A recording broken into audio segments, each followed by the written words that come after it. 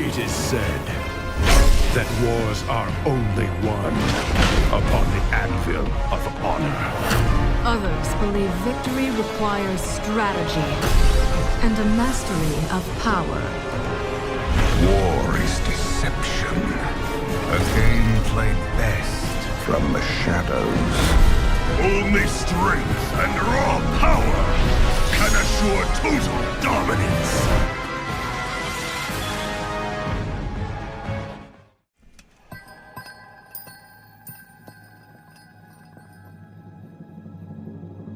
This kingdom shall fall,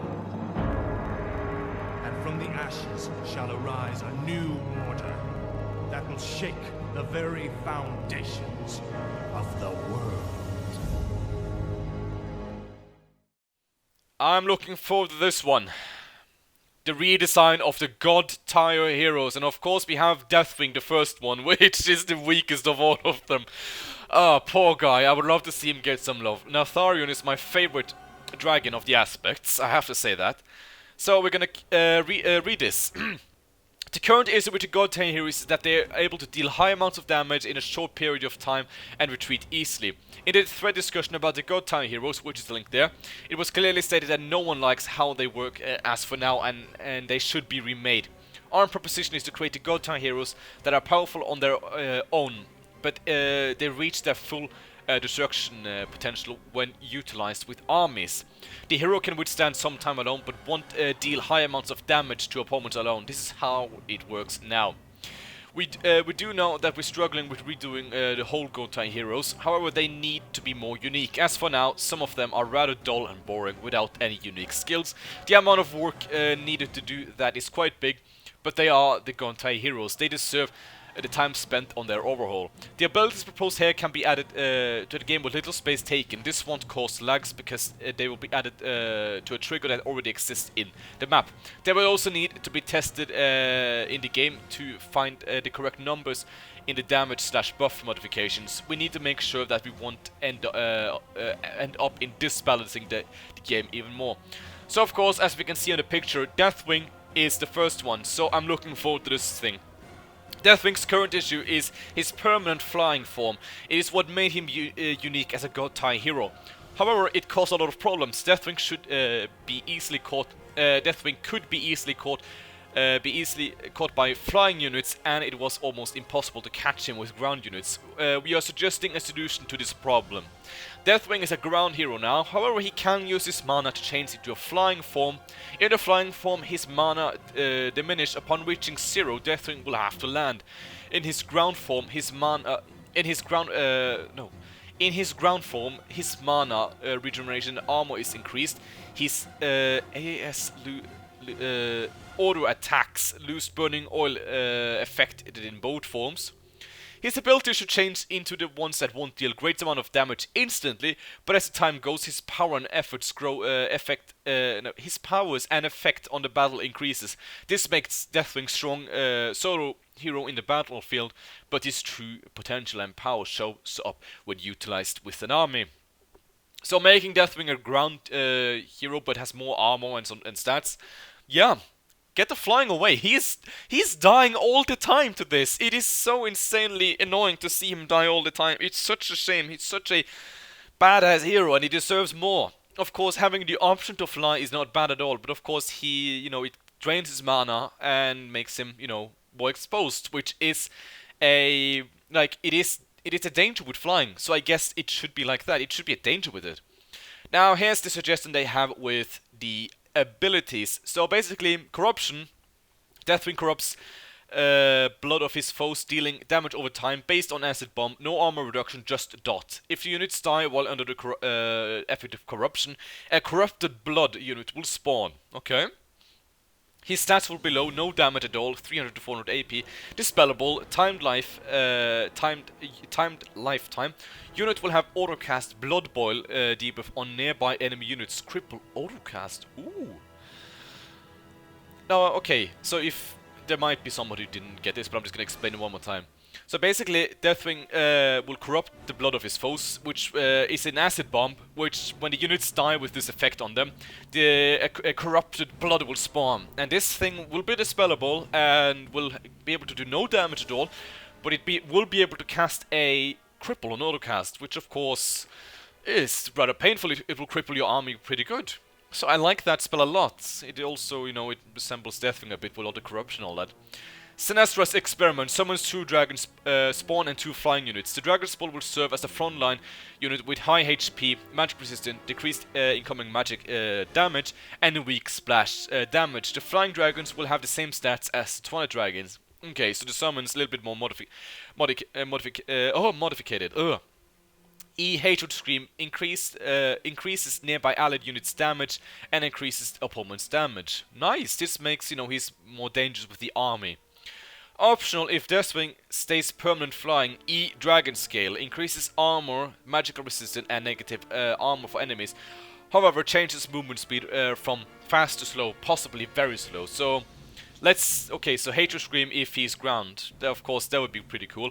And if he doesn't become ground unit, if he's flying, then of course Dragon Scale, which will make him more tanky and all that to all kinds of spells and all that, and not auto attacks, but it will, you know, in a way weaken him because he is slow as well. Cataclysm creates a maelstrom of fire on a large scale. Channel ability in the middle of a AoE fight. Tornadoes will spawn that will roll damage to both enemy and allied units. There are 2 possibilities for this spell. 1, no magic immunity for the channel rotation can be interrupted with Silence or Stun. 2, magic immunity for the channel rotation to prevent a single Dragonhawk stopping Deathwings from most powerful spell. As much as I hate to say it, I think I would actually take solution 2, because you don't want your most. He's a god tier hero. He shouldn't be able to just be stopped from channeling his ultimate. That would make it so boring. And of course, I would imagine this spell having a lot of long cooldown. Now, of course, we can actually look at this. Oh god. There we go. A screenshot which was linked there, which of course is the Fire Tornado would have Thasorian's Fire Tornado mode. Okay, so this was the Cataclysm would look like in a way. Okay, so that could be cool. That could be very cool. Now this is Deathwing, and my opinion on this guy, he deserves this. He is so, at the moment, he is just begging for mercy from the creators after being killed so many times by gargoyles and everything else. Which is the next one? Oh, there's actually a build 2. Okay, the power of the earth curses the earth to tremble in a targeted area. All units within the AoE gets attack speed and movement speed reduced with, you can see it there. Lasts 20 seconds and a 10-second cooldown, cost 100 mana. Another channel, Deathwing casts and then he does other things. Power of earth, okay. I mean it doesn't deal damage, but of course it cripples the army, which we want to focus on the army here in the game. So I support that one. Cataclysm Tempest creates a tornado in the middle of a targeted area that will start moving and dealing damage to nearby enemies. 20 seconds cooldown. The Tempest lasts for 120 seconds. Cannot be controlled. Costs 120 mana. I was first planning to make it a 10-second cooldown with 50 seconds duration, but I ended up preferring the option of, oh god, 20 seconds cooldown and a long rotation. It gives his AoE a lower scaling.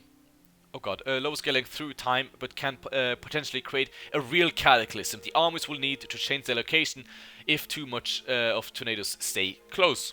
Sinastra's Experiments, which is a little bit modified here, summons 2 Twilight Dragons and 6 Dragon Spawns. Sinestro had those serve her in Grim Battle. Non-dispellable, cost 150 mana and 20-second cooldown. The Hour of Twilight. Deathwing conjures the power of the Old God, summons 6 Old God agents randomly in a 900 AoE. 1 agent is summoned for each 5 seconds. 30 seconds cooldown for all of them. To be summoned. Deathwing doesn't need channeling. He just casts and goes to other stuff, and the agents will spawn one by one.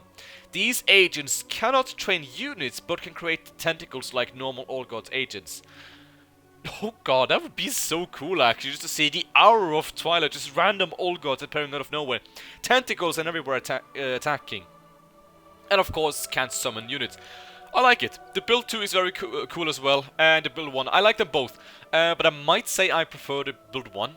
As much as I like the build 2 as well, I think I, prefer the build 1. It adds a little bit more, like to Deathwing. In my way, at least, I feel like that.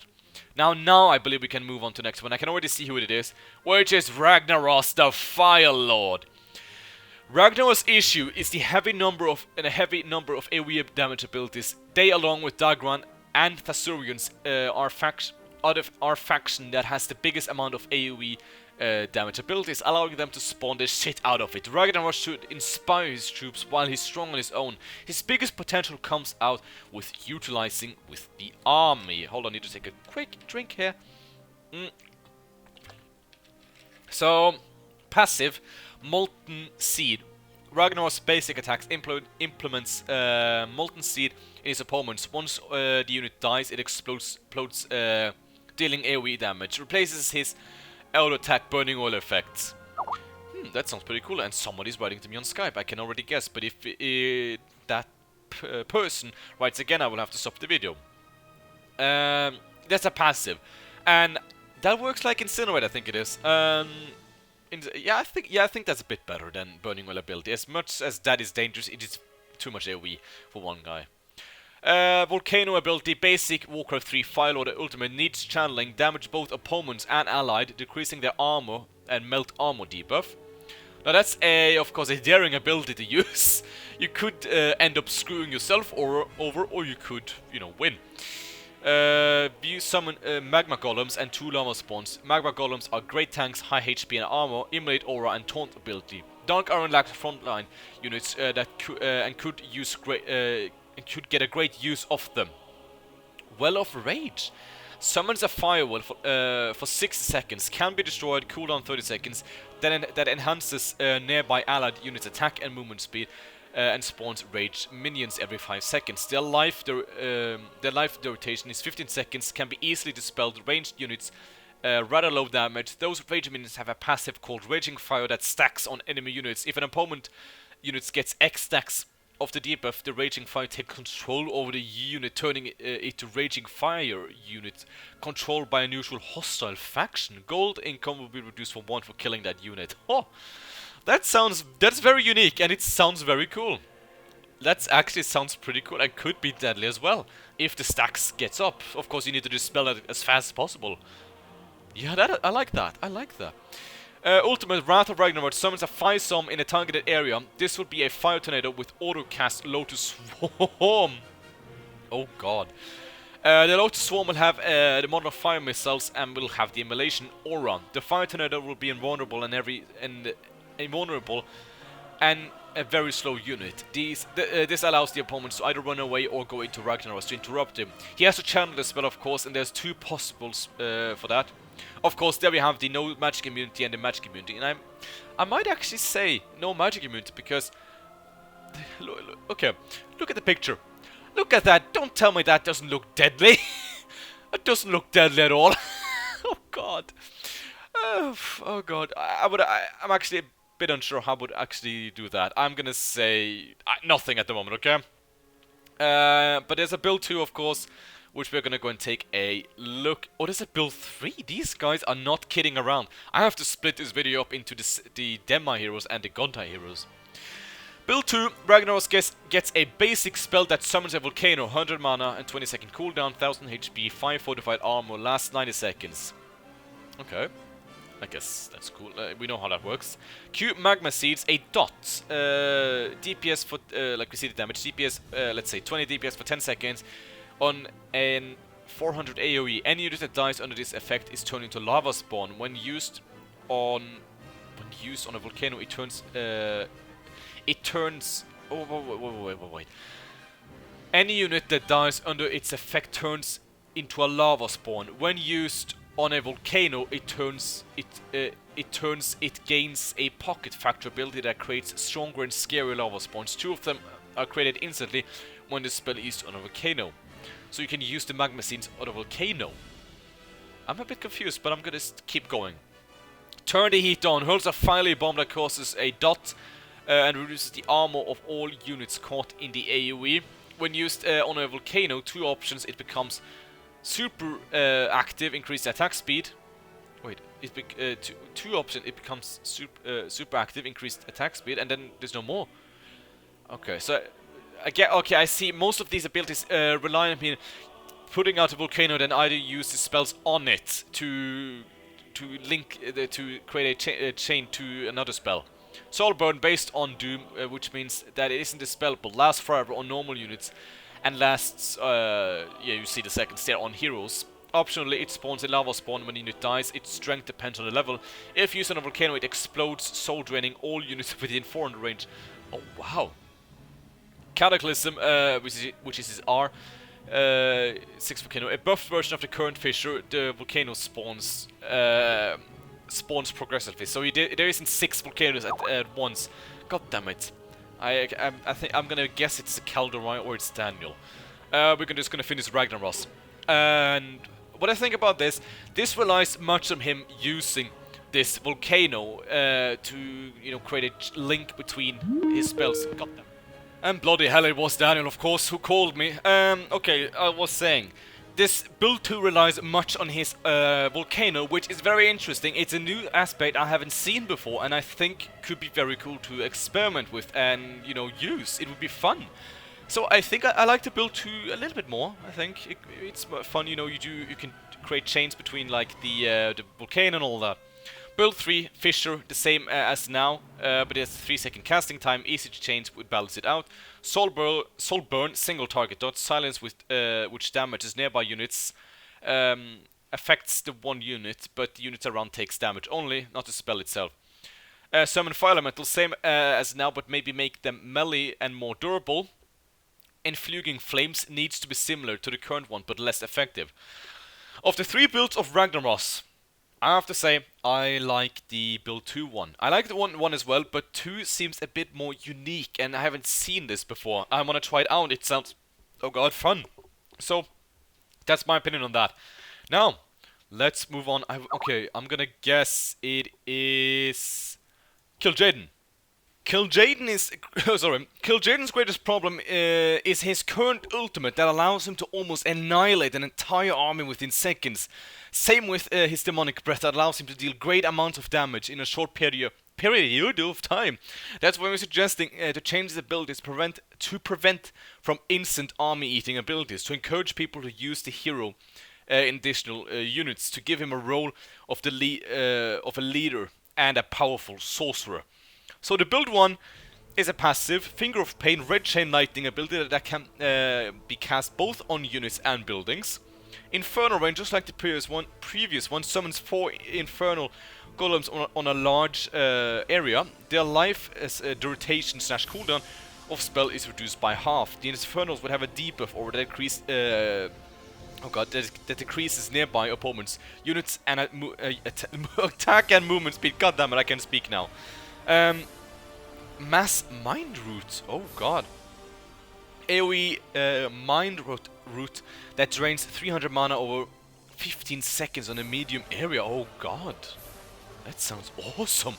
Demonic Rune creates a Demonic Rune on the ground.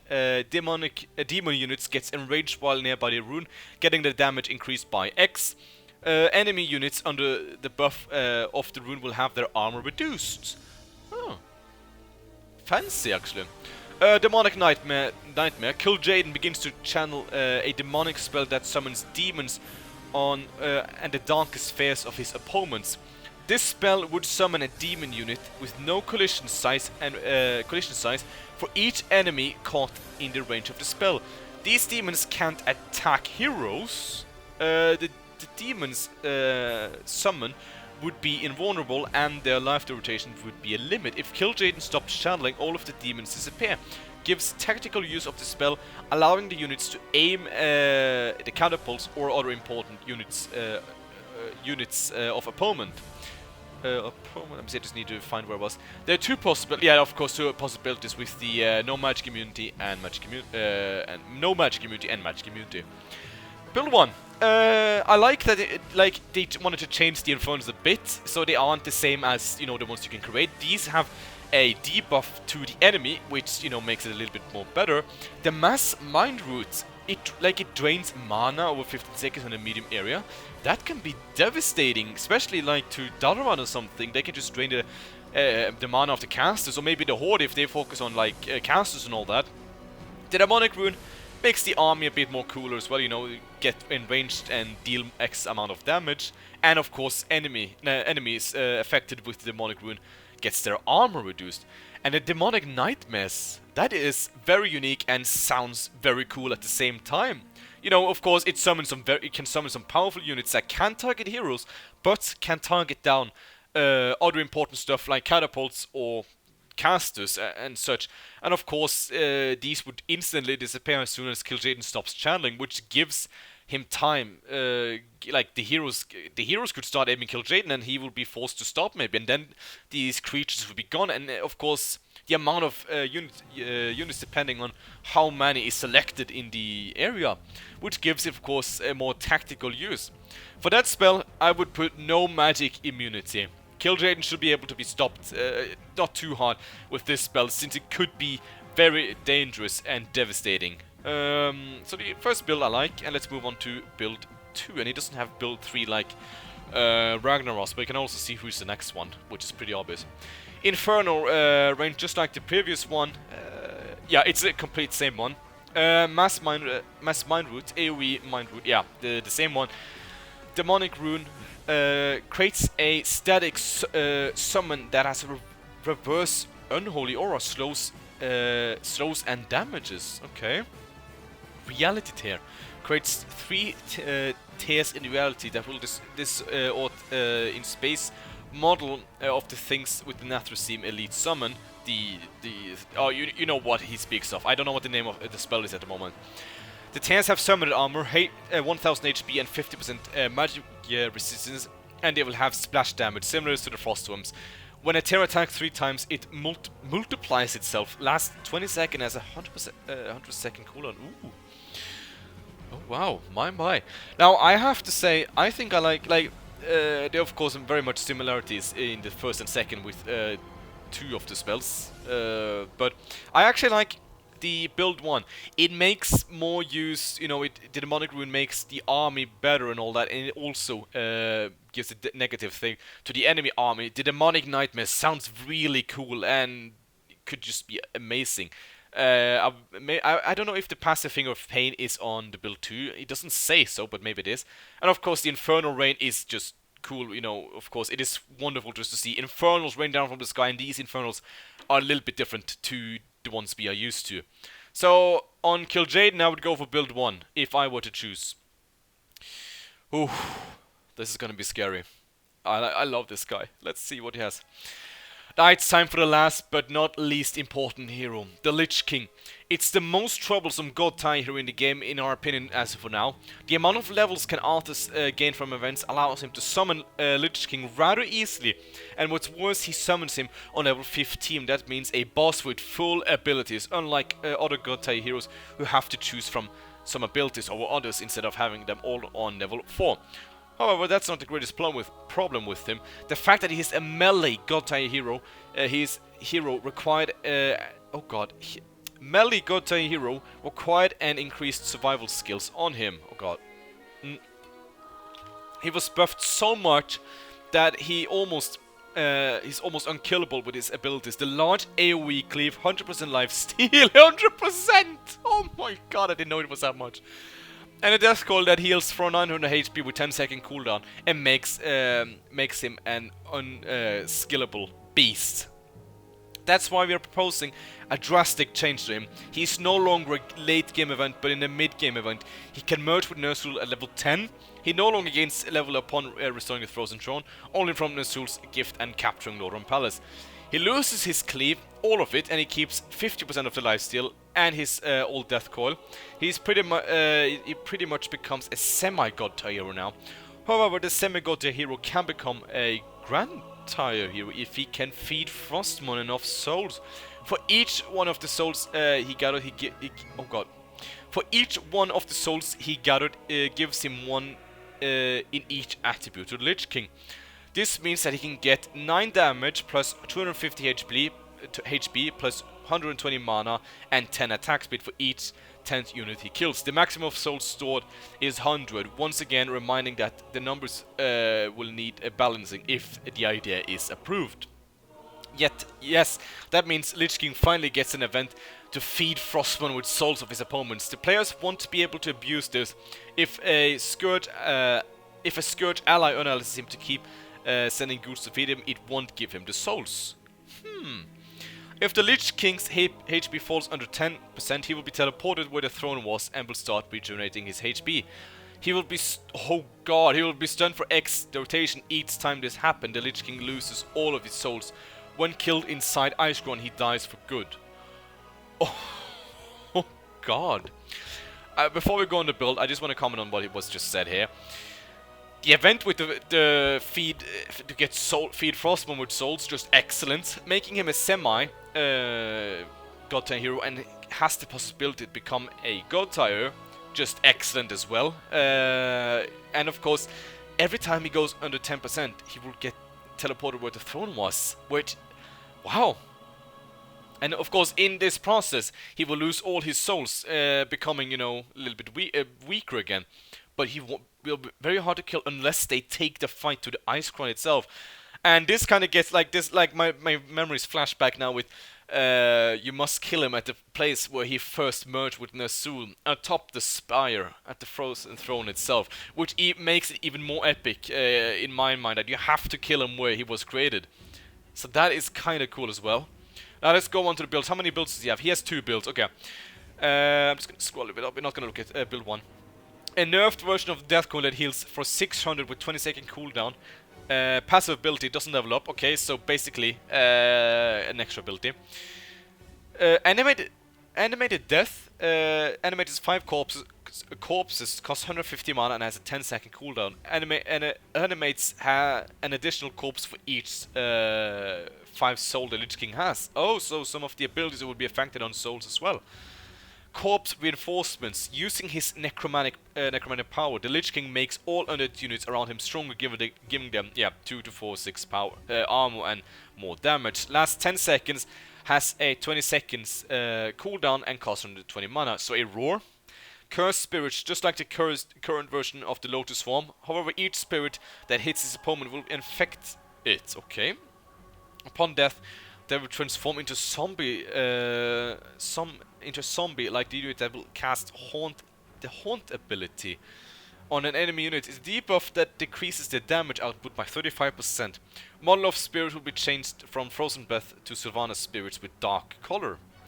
Deathgate increased instead of spawning skeletons, it will now, in addition to its normal attack, create a Lotus Swarm based ability that will spawn a number of tortured souls equal to the number of the souls the Lich King has. These will use the Frozen Breath model and will slow the enemy unit. The Deathgate also acts like a graveyard, creating 6 corpses next to it. Okay, so I like what they're doing here with they trying to make some of the abilities work together with some of the souls. The more souls you have, the more powerful some of the spells can be. And I quite like that. Of course, the Death Coils need a nerf, I know that badly. And has that still as a passive, which is like an extra lifesaver if needed. Animated Corpse, cool. Corpse reinforcements, Curse Spirit. So he's focusing a bit more on keeping the dead alive, which is kind of cool. And I like that. And of course, Deathgate as well, giving it more additions than just summon a swarm of skeletons and attacking. Let's move on to build 2 then. Additional ability allows the Lich King to spend the souls he gathers on minor abilities: Death Coil, Frozen Grasp, Entangling Roots, Mana Burn. Works like the book of spells that have spells inside. Each ability would cause the Lich King to lose X souls on use. Okay, cool. Animated Death resurrects nearby fallen units, similar to the previous ability, however lower cooldown, 30 seconds and lower amounts of resurrected units. W. When summons X numbers of abomination corpses to a targeted area and one hulking horror army leader that enhances the Scourge army performance, every Scourge minion in the area around him gets a vampiric aura, 15% devotion aura and 15% vampiric aura and devotion aura 5 armor. Okay. Curse Spirit, yeah, it's the same one like the next one. Uh-oh. Fury of Frostmourne. The Lich King begins to channel a destructive force, summons spirits of his fallen opponents to strike down his foes. So basically, it would be a Starfall that is 30 30 damage to each opponent's unit. However, it will also trigger as a damage that deals amount of souls stored. X 0.4 damage cost per tick. 30 plus 100 x 0.4 equals 70. And of course there is the two possibilities with this, which is of course the no magic immunity while channeling this, and of course the magic immunity. Now, what do I think about which build is best? I like that build 2 has that summon X amount of abomination corpses and the hulking horror, which makes the army of the Scourge better with getting in vampiric aura and devotion aura, so you know, a buff to the army.